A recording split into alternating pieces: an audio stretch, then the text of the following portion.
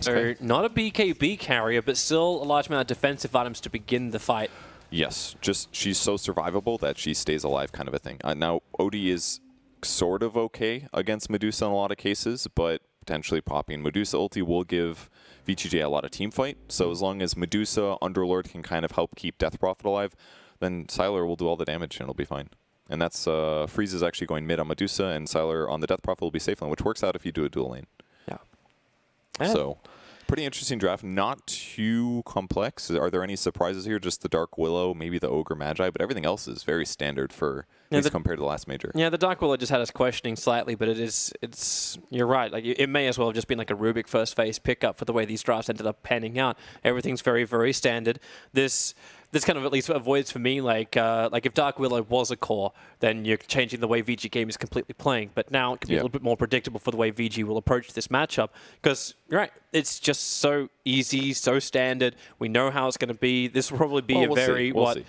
Like, it's still going to be that 2-1-2, right? Like, yeah, but there's still a lot of questions, things that I'm too interested in, such as builds, skill builds, what items do you buy, how do you play the hero? That's the kind of stuff that I'm interested to see. It's the stuff you look for. I look for the kill them all. Yeah, of course, kind but of like, how do you get there? Yeah. That's the part that, like, that's a crucial part of the puzzle. You can't just say, oh man, Dark Willow's OP. It's like, what build does he think is good? Which skills does he max first? Does he max Bramble Maze second? Yeah. Like, I assume Shadow Realm will be first. Yeah, do you become that like straight damage style of support? Like, do you spam it like you would the offlane Zeus was for a while?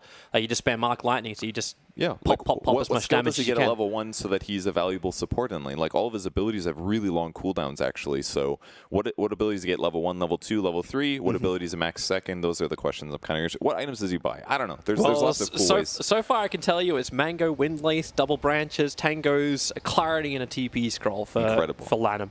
Incredible early purchases. Yeah, completely next level. But hasn't skilled a point yet, so you don't get that information yet, Perch. We'll find out later. You'll have to wait and see. So, laning phase, yeah, everything seems to be standard. Sylar is up on that top, so Sylar's playing the Death Prophet in this matchup. That pushed Freeze into the mid, as you were mentioning. Leaves the off lane for Yang as Underlord, and fades Night Stalker. And Paparazzi's actually going to be running safe by the looks of it. Actually, yeah, so they put, Paparazzi into the safe lane? 11 to run the mid? How are they actually bouncing this? Are they just in the wrong lanes?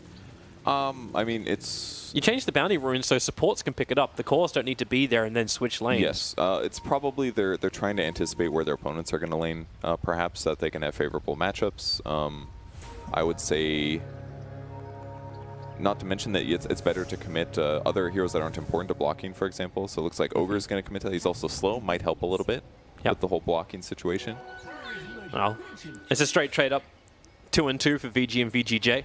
Okay. You got your first answer for Lanham. He actually went for the stun, so the Cursed Crown is his number 1. Interesting choice to go with Paparazzi. Because Paparazzi's not going to be doing a lot of harassment damage early. But Dark Willow has pretty good base damage. She has 2 Ironwood branches still hitting for 51, so she's likely going to use it as a way to trade. She casts on our opponent, that guarantees her a 2-second stun at some point, and then she can use that to guarantee free hits. So that's probably the thought there. Getting Shadow Realm, it's like a 30-second cooldown or something, and it does damage and all, but it's not necessarily the most useful thing. So yeah, definitely going to keep an eye on that lane. I'm actually waiting for the news that the Demon has come up, because you got that Tidehunter on the top lane just hiding in the tree lines, running the off, because that's the classic Jimmy position. And I'm only thinking of this because you're talking about support Tidehunter when he ran his bottle. I mean, he did get zoned a little bit. DDC spent some mana here. He's just trying to make the lane a little bit annoying, because if Disruptor has to spend time looking for the Tide in the trees, then that's time that he can't be attacking him. Therefore, he's buying himself time, extends his regen. Maybe at some point that they can get the lane to push in an awkward way that'll give them an advantage, and therefore he'll get free experience. Yeah. Just a lot of ways to exploit. As long as he can get the levels, use the Kraken Shell for it, sure. Sylar, well, he's already burned a Spirit Siphon on 11, so 11's going to drop down to 1/3 of his HP. Not exactly what he wants. Something which is nice of VG is they managed to de-ward the Observer Ward of VGJ in the mid lane. That's Fenrir just doing his work. Already have the Observer Ward down to watch it. But this is going to be a bit more of a pain lane. Freeze continuously stealing mana, and the homing missile is the only real harassment they've got against him. I mean, really, it's just going to be about landing a stun and trying to give them time to Get last like hits, that. basically. Homing missiles damage. after him, freeze. That's a fairy fire, so he'll survive. The homing missile's going to connect. But there's still a salve available for the Medusa, so she'll heal back up and get to the front lines. Bottom lane, Paparazzi's actually quite low. Looks like Yang was having a crack, but with the Cursed Crown, he'll back off. So lane matchup-wise, OD in the safe lane versus Underlord. I think Blitz mentioned a lot that this is a really bad matchup for Underlord just because you're getting your mana drained. It does pure damage, so it's not really being reduced much. Don't know if Yang's really want to be in this. The Bramble Maze is down, the Cursed Crown as well. Yang, hard to escape. You've gone for that early point up in the Arcane Orb, and that amount of damage should be enough from Paparazzi to help Lanham secure the first blood. That was really cool how they did that. Wait till he jukes into trees, put the Bramble Maze at the entrance, and then you're really limited on vision. In the open area, the skill's not that good, but once you get into trees, it's really effective there. And he just blocked him in so he couldn't run back out the way they came. Control the choke points. Yeah, it's really good usage there of that skill. So 11 will just trade some hits onto DDC here to make sure that he can interrupt the pull, and then he can finally collect some easy experience. Yeah, he's even taking the creeps. And there's not a lot DDC can do to stop this. They've pulled support a little bit off the mid. This is not really exactly where Fade probably wants to remain, but while Fenrir is here supporting Ori, he's got no real choice. Has to help freeze. Yeah, because if he doesn't, then Ogre is just going to bully the Medusa too much. She has really low armor in the early game. Her early HP is not the best, so she's normally just going to sit mid and have a simple trade matchup against 1v1. But yeah, I guess they counter that fully with the Ogre Magi. Yep. This is nice from Yang to have that Observer Ward just to the west of the bottom lane. It's watching the movement from Lanham, so Lanham was sitting on that for a good 15 seconds, and Yang just sits on the right side. He knows he can easily escape, doesn't overcommit. How do you actually feel as far as like how much is getting into the cores at the moment? I guess, is everyone going to be happy with this? In terms of the farm so far? I mean, farm seems maybe a little bit low for a lot of these matchups. Death Prophet's obviously doing great, but she's certainly had more of a solo lane. A lot of the times, Old 11 has exclusively been fighting against Disruptor, so a little easier for Sylar to get last hits. But I feel like the other lanes are more contested for sure. Certainly the mid lane has been busy. Well, they're coming from mid lane too. Lanham starting his rotation, coming in through the back lines. So, well, look for that Bramble Maze to drop, but only when the timing is right. Freeze puts his shields up, soaking up a little bit more mana, so now he's got no Mystic Snake, is very, very low on life. They just need the extra creep wave to come. It's going to be a little hard to execute this, but nighttime might buy them a little bit extra. I've got a missile in 6. Oh, the nerf to homing missile. This gank would have been executed right now, dude. Gyro, get nerfed. Oh, Fenrir is taking so much damage here. Here comes the Mystic Snake, dropping Fenrir low. The freeze, the homing missile's coming again. And it won't make it. The tower last hit that for 50 whole gold. Unfortunately, towers cannot spend gold. So 2 gyro nerfs making a big difference in this little game. I think that's unfair of the towers. They're obviously fighting for the cause. Does this gold get split amongst the people? Maybe it should, but it does not, unfortunately. Give it to the creeps. Give it to the guys who are doing the hard work, the real frontline fighters. Oh, that's a painful moment. You're like, I'm going to be efficient, and then somebody gets the bounty rune before you because you're busy doing something. I don't know why he pulled the large camp. That was a bit weird. He took both of them as well. Haste Rune at nighttime for Night Stalker. It's a pretty good time, but okay, no, he's not going to go. It's a really hard kill to get. He's got a wand, he's got a fairy fire as well, so Gyro's really in a lot of trouble. The bottom lane, however, that's an easier one to get. Yang got that Cursed Crowd on him. You have enough for the patch to come down. Yang into the trees, and there it is once more. He knows he actually tries to cut through the tree to get out, but that will not work. Paparazzi and Lanham getting together. This is going to be a real tough lane too, as Paparazzi's Essence Sword's coming up, and this is just going to enable Lanham even more. Yeah, it's just such an interesting concept that Bramble Maze just works amazing. Just get them to the place, get them to the trees where they normally feel comfortable, and then all of a sudden the skill becomes like 3 times better. Run 11. Run. There's no glimpse. Kinetic Field's coming up. He starts his TP, try to do it on the high ground, but it will not be enough in time. I would have messed that up. I would have cast Void right away, and he just would have TP'd, and I would have felt like a dummy. But he held it, waited a long time, and good timing for 11 to recognize that and try to get out, but not quite in time. Still too much damage. It was an optimistic TP, the low percentage odds. It was a little optimistic. That's actually very painful though, because I guess the wave isn't pushing, so it's not the worst thing in the world. That it's not like he's going to lose experience walking back to base, but you know, skipping a death here or there can really make a big difference. Underlord forced back to the jungle now, which is super normal considering the fact that he's getting very easily killed now by the Dark Willow and OD combo. Yeah, he realizes that like the place which has been the bread and butter for offlane is just those side lane trees to hide in, is now actually his worst enemy. Yeah, it's really tough. So I guess looking at VICi's side, I think they're pretty happy with how things are going. Gyro's basically doing well. He doesn't have the most last hits, but he's doing good. He's been a part of at least 1 kill, I think. OD's really happy. So the only person that's kind of struggling a bit is Tide, and that's pretty normal for 11 in that he just runs the off lane, and his opponents will just kill him or pressure him. And yeah, he's going to die, but he's still going to get ravaged, and he's still going to catch up and farm a little bit when they start winning team fights. So I think VG Gaming is going to be pretty happy right here. Yeah, I agree. Especially considering that that position of the Dark Willow, where we were like, I wasn't as certain how successful it would be. Like, Dark Willow actually has more net worth than the Tidehunter at the moment.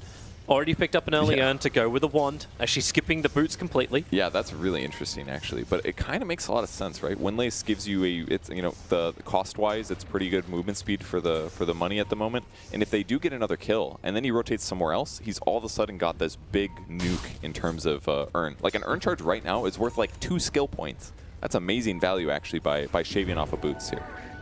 I wouldn't even say shaving. 500 is a lot of gold now for support, so. Lanham's trying to hunt Yang. Yang's going to steal the invis rune, so goodbye. So nothing works out there, but I mean, as long as the mid lane keeps becoming fine, then everything will be all right here. Maybe they'll have the TP rotate to defend this tower. Yeah, let's look up towards top. The Observer Ward's already down from VGJ, so they can see him behind the tower. Yang's going to keep Ori a little bit occupied. And they may even actually have a gank at him. If Fenrir is able to land this stun, which he will be able to. No, Lanham's not staying with it. Oh, okay, he ran a little bit too far south for them. The kinetic field is down. 11's trapped for the moment. No TP supports on the way. Sylar, Kerner Spirit Siphon. His Exorcism is now running out, so no more damage from that, but it won't matter when the Crypt Swarm. Only level 2, but it's enough to finish the job on the Tidehunter. It definitely took some doing to get him, though. I actually thought he would get away, but no glimpse there, and they're able to pick him off with all the heavy magic damage. And I'm sure DDC is really happy because he had an opportunity to get a last hit on a tower. For support, that is a good feeling. So Dark Willow will now take the lane, get some free experience. This is maybe something she'll just do temporarily until Tide gets back, because again, Tide's also still under-leveled here. It's only level 4, I believe, so he's got to be a part of some fights before it starts getting good. But if you look at VGJ's side, or VICi's side, they don't even have very good ganks really until like Dark Willow gets closer to 6, Gyro hits 6, Tide hits 6, so it's like, it just feels like they need experience everywhere right now, and they're having trouble getting it. Yeah. The lanes are just a little bit too passive, and during, like, there's only 20 seconds left of this first nighttime phase. And to be honest, like, you kind of expect Fade to have a little bit more influence than what he's had. Like, okay, yeah, Tidehunter's going down, he's had a bad time, but this OD's having still the time of his life. He's the top net worth on the field. He is behind, he is neck and neck with that of Sylar on the Death Prophet. Yeah. But the Essence Aura is going to enable heavily everyone in VG. So when the time does come to group up and team fight, which looks like both lineups really do well, like, if you can get that 6 onto Tidehunter, my money is on VG. Right now, the glimpse, Tidehunter, well, it's just a hard time for him. Pulled straight back in. Lanham's going to try and help out by putting down the patch. He's managed to root up to 11 into the trees. Lands a gush, knowing he was going to die. They put the Curse Crown onto Sylar. Paparazzi is TP'd in, and now that's a huge kill to take. It's really beneficial for 11 to go to the lane like that, honestly. He shows in the lane, he gushes the Prophet, and all of a sudden everybody on VGJ.Thunder starts rotating over to kill him. And I was thinking, like, why don't they just gank the OD? I think it's because 11's just been pressuring up there constantly. And for them to walk from the off lane, or their safe lane, all the way to the off lane on the other side of the map takes a lot of time. So if they just keep forcing them to come back towards 11, that's less pressure on the other side of the map, where Paparazzi and an OD would actually be really vulnerable. Man, look how heavily VGJ is still lane switching. Did you see how that Observer couldn't click on Dark Willow? He's so bad with his mouse, man. So bad. No, I'm just kidding. When she uses Shadow Realm, you can't click on her at all. It's really frustrating. But 11's are going to get ganked again. Fade and Sylar, bottom lane, they just go straight onto that Tidehunter, into the trees, commit the Exorcism. This is nice from VGJ too, because they can push Semele with the creep wave. Sylar's taking a little bit too much damage, but they can at least get the Exorcism to get a kill, keep Tidehunter down, and take the tier 1 tower. Unless this happens. Fade with the Curse Crown on him. Sylar, stay away from him. He's cursed. You know, Curse Crown and Homing Missile are very similar skills, actually, now that I think about it. You just got hit by 2 homing missiles. I feel like this whole game has just been watching Tidehunter die, basically. It's kind of what it feels like so far. But well, he's actually 100% of the kills for VGJ. So yeah, okay. 0 and 4. All right, yeah, that's accurate then. Either way, farm levels are pretty close right now. I would say in the mid game, I feel a lot better about VG Gaming's team fight. Between Call Down, Ravage, OD stuff, all looks good. VGJ.Thunder still needs some items probably to keep Death Prophet a little survivable. Protecting him is a little bit hard. But ideally, if it's like Deuce in the front line, things should be alright. But Underlord's not particularly farmed. I guess maybe it's more of a Medusa issue right now that they're at the same, but... See, I'm still not even certain Medusa on the front lines is going to work well. Like, the OD is eventually just going to rip through her. She's going to get mass control stunned. Maybe. And the amount of early damage and control, which is still there from Ori, from the gyrocopter, that's very problematic. They're going to try and gank him now as Fade. Oh, drum charge, phase boots. Lanham is here to help out. He gets both of them ensnared. And look at Ori. He wants to turn and fight. Silence the Curse Crown. The cooldown make it almost impossible to run away. So they have to stand their ground and fight Fade, soaking up so much of that rocket barrage. But the urn charges are there for Lanham. So he had the extra damage. Even 11 has come in to help out with a gush. There goes your next little hit, but it's not going to be enough. The Glim pulling 11 away from the tower, but he's okay with that. I feel like they could have killed Siler there, but Lanham was holding his Shadow Realm for a really long time there. I really thought he would use it earlier to secure a kill, but either way they got the other guy, but surely Death Prophet would have been better. That's their most farmed hero, actually. I think that's a big mistake to try to go for the double kill. That would have given them a lot of gold advantage. Either way, the pressure is still good. That's a fast level 6 for... Well, it's not that fast, I guess. But DDC is going to be pretty happy with that. With Static Storm now, they can have more gank options. Just something like Disruptor plus Night Stalker might be enough to kill most heroes on the enemy team. And I think that's the hero they want to put it on. OD is still vulnerable right now. He doesn't have BKB yet. Silences would completely provide a solution. The issue is that they pretty much need either Underlord or Death Prophet in these ganks, because between Night Stalker and Disruptor, they don't do a huge amount of damage outside of Static Storm, so they need a high damage core, and I think it's got to be one of those two, Death Prophet or Underlord. I'm actually wondering too, like if VGJ are causing more problems for themselves down the road by allowing Paparazzi to do this. Like, yeah, it happened with the lane switch. They wanted to keep the Tide Ravage on cooldown, but you mentioned that Paparazzi needs his BKB to fight. They're giving him all the space in the world to get it. He's just a Mithril Hammer away now, 1,400 gold, and he's got it. And once he gets it, they're just going to fight around Ravages and cooldowns. So the only way that VGJ.Thunder will say perhaps they have to take fights in a difficult way, which is going to revolve around popping Medusa ulti at the same time in a good position that VICi Gaming goes in, or they need to take a fight through VICi Gaming's strong team fight, either win or lose that fight, and then immediately take another fight, while still having Exorcism, ideally. It's like a really hard win condition in some ways for VGJ.Thunder. So see how it works out. I'm waiting for this TP to come out from 11 when it looked like the smoke gank from VICi Gaming was to rotate top and try and take that fight, but no one's up there apart from the Underlord, which is a good kill to get if you can, but when Silo was able to claim your tier 1 tower and not burn Exorcism, this is also not the greatest trade-off. Yeah, but I think they were a little bit worried about diving for an Underlord, because if he pops his ultimate, he's probably going to live. It's going to be hard to kill him in that time duration, so that's why it's so smart for Thunder to put him up there. Do you know why 11's saving the skill point? On the off chance that he wants it to farm faster, maybe. Oh, I think he needs it for a fight right now, because here comes VGJ from all sides to storm. It's beautiful. Dark Willow manages to break free. The cooldown is nice. And where is this Ravage? Now will come out. 5 heroes connected on, but they've already lost that Dark Willow. The tide will fall. There was way too much damage, and they get a glimpse back Fenrir. No escaping for the Yoga. And VGJ will claim the tier 1 tower in mid lane as well. Fortification will only delay the inevitable. That felt very much like a fight that VICi Gaming did not want to fight. I mean, you could see it by Old 11 finally reluctantly skilling his ultimate. I felt like the time he needed to use that was right at the start. Yep. Disable the initiation. God, and Ori's dead too. Huge catch there, the benefit of Night Stalker right there. Latinum trying to fear everybody out. He's going to get pitted up. Has to use the Shadow Realm to escape. Actually burnt his full Terrorize.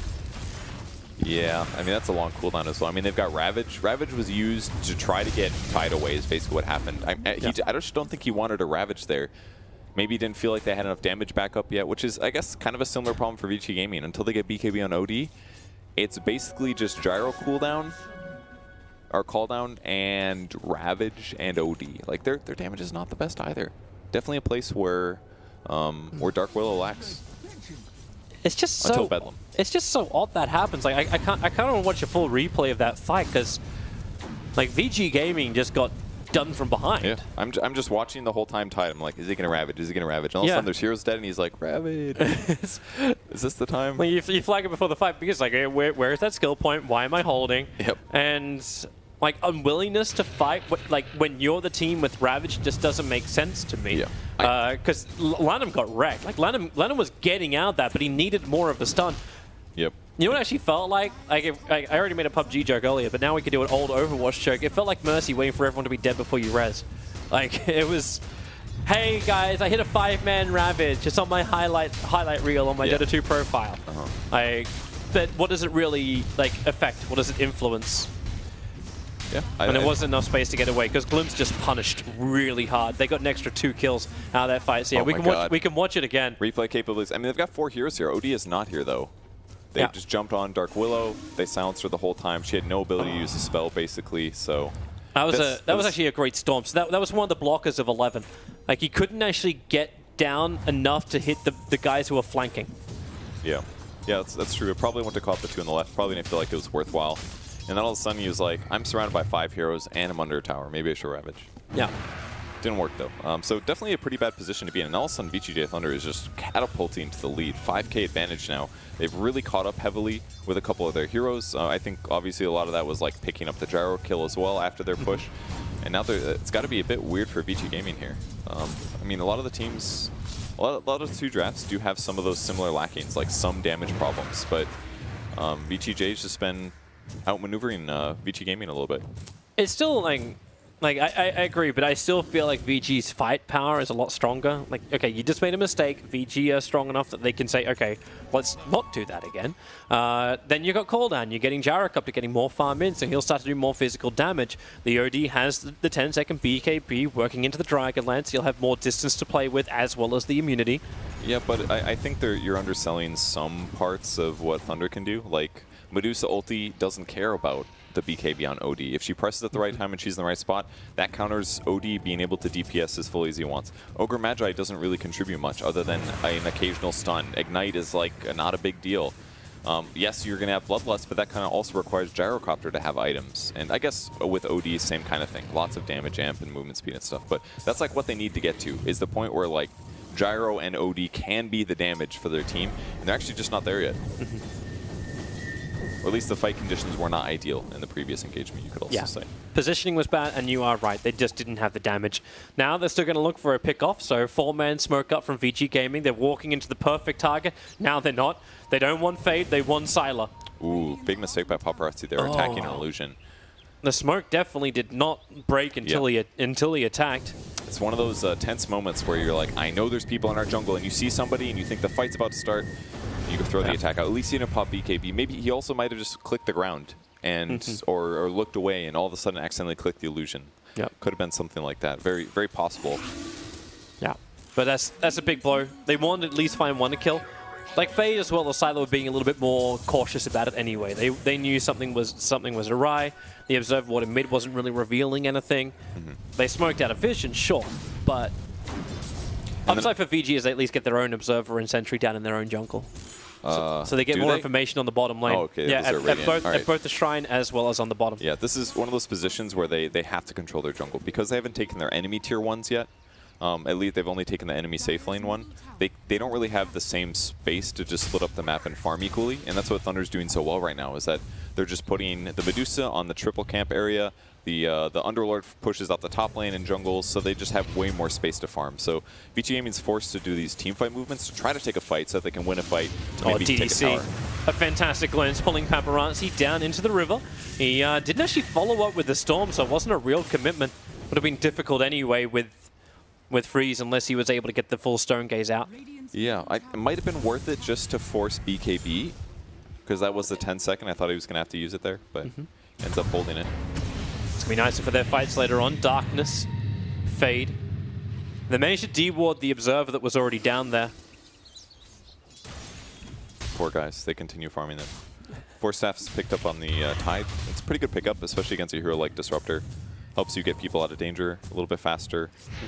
If he gets Static Storm to force himself out, get a Ravage off, something like that. Especially when you are about your Gyro and your OD being the damage dealers, grabbing a Force Staff is a great idea.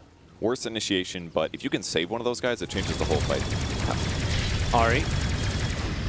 Just getting pitted up on the top lane. Almost cancels the TP of Yang all the way home. Now If some that towers worked, that would have been potentially a kill, because Paparazzi's just moving up to the top lane as well. While VGJ smoke move through Radiant jungle. Smart rotation. And they find Tidehunter. Oh god. You said it before, this game is just like watching 11 die multiple times. Right now he's trying to get to 11 deaths. This will be his 6th as Freeze just slides forward. And Fenrir thought he could help out, but all he ends up doing is giving another kill to VGJ, who will attack into this tier 2 tower and take it with ease. Tide's looking so squishy there. Definitely one of the byproducts of his farm level from being pressured so much.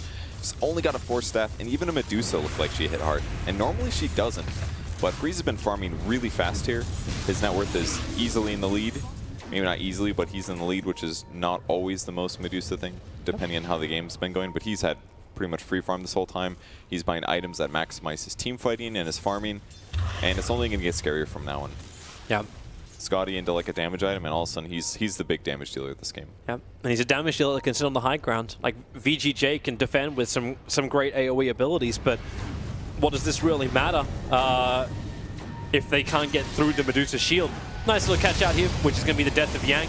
A much-needed change around for VG Gaming. Took 4 heroes to do it, but Paparazzi gets 330 gold for it. Yeah, ward paying off there. They were able to spot the Underlord, so... And it looks like they already passed the cliff wards, so maybe he didn't anticipate them being right on top of him, but... Yep, and Fenrir is actually going to get rid of that too. So the vision goes a little bit dark now for VGJ, but they've already moved their vision game around. So yeah, they lose that ward, but you see where the next 2 Observer wards they plant down is all about the northern side. It's about taking out that tier 2 tower. And if I see that going down, I'm probably thinking VGJ is also considering Roshan. And BKB now finished for Death Prophet, so she's got Yules, Drums, BKB. She's difficult to kill unless they can surprise her, but even at this point, I'm not super confident. I like the deep ward that 11 place where that's going to be useful. Might be able to catch her out when they're doing Roshan, but they have to smoke. But they have one. They have one on the Ogre Magi. But the teams are just so far apart. No one's defending that tier 1 tower on bottom. This has to flag a couple of messages right now to VG Gaming. The VGJ are doing something else. Yeah, for sure. Especially with Dark Willow pushing top. She's a little bit vulnerable out there, but they're still planning ahead. Just taking towers. Oh, there's Ari pushing the bottom.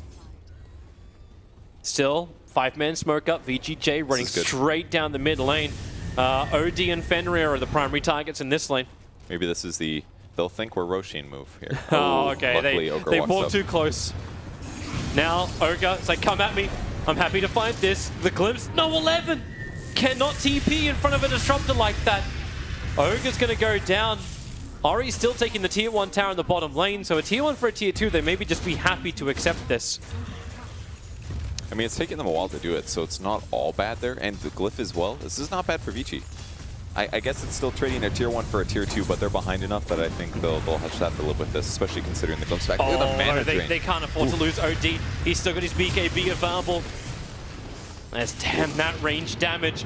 The glimpse pulls him back in. Paparazzi has to defensively BKB. Sylar aggressive, moves forward. Paparazzi so low, 20 HP he dropped down to, gets back into safety. DC wards up the hill to get some vision. He can't glimpse that far because 1, glimpse is on cooldown, and 2, glimpse is on cooldown.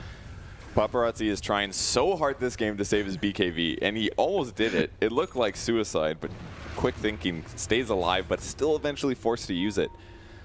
They have 2 BKBs up too, so the extra space that ViCi were able to obtain from this is the fact that they got the BKB on the gyro when he was farming bottom. I'm not certain. I think Script was looking at it. I don't know if that Observer ward actually saw the smoke. I don't think it did. There's a small slither of vision. Just a very small slither of vision towards the ramp. They definitely may have seen it. Definitely may have. Definitely may have. I mean, the DD pickup here is pretty powerful, but I mean, VGJ knows what's going to happen. There's a creep wave right in front of their base. Nobody's hitting the creeps. They are smoked. That is a guaranteed. And maybe they can backdoor this. I mean, that's one good thing that you can do at least. Like, they can wait 6 seconds for the glyph. Maybe go for it, but it's scary because their opponents could react. Well, that's a nice way to start it with the Bramble Mace down. The tower is taken by Ari. And they don't want to just walk away. They understand the DDC's glimpse back is going to murder him. 11's waiting as well. Like, so if VGJ fight this, they come underneath the Observer ward. VG can still turn, maybe not completely because the gyro is not there. He backed off for the moment.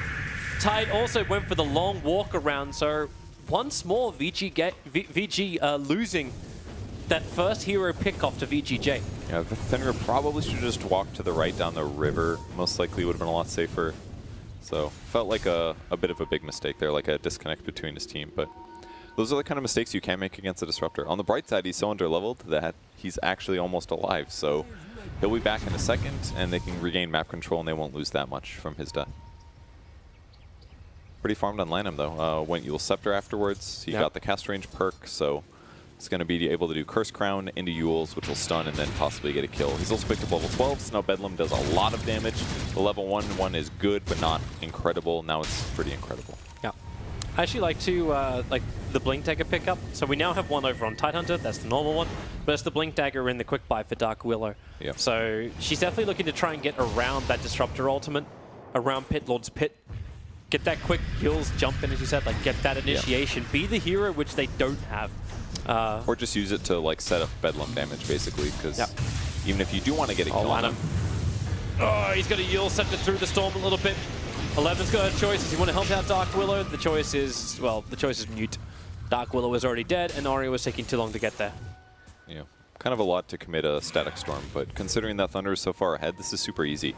Like, it's not the most important ultimate. It's mostly used for pickoffs at this stage in the game, so they'll just use it again to have downtime because they're not going to fight 4v5, right? This is not going to work. Not when you've got too many heroes. Freeze with that fresh Skadi.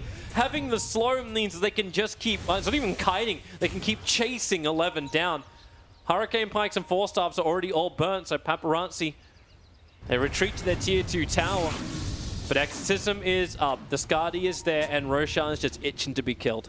Yeah, 2 dead heroes, but they're almost back up, so maybe this is a little hard. I mean, they should be able to do it with Underlord, right? So the other really big benefit of the hero is that the Firestorm burn damage is based on a percentage of health, and Roshan has a lot of health, so it's pretty much dead now that they're tanky, and they have a Solar Crest. They're coming to smoke and fight. It was far enough away from the vision. It's already too late.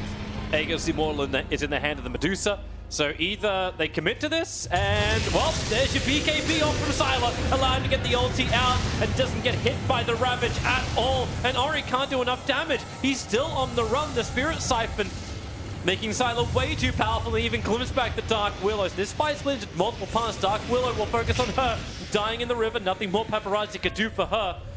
And the chase is on to Ori. Run south. He's as so quick fast. as he can. He is fast, but 109's off cooldown in 1 second time, and this will give him the vision into the void, and Ori getting caught, pants down in the trees. And that's a full minute on the sideline for him, and look where they're going. Everybody come together, everybody push mid, because that's where Freeze is. And Paparazzi, if you thought you're going to have this fight, you thought wrong. You've already lost your Tidehunter, and now you're going to lose Paparazzi. He walks into the pit, can force himself up the hill, but Faye continues to give unparalleled power through his vision as the Night Stalker. Paparazzi starts his TP as very late, and he'll end up going down as well. This is just a disaster for VG Gaming.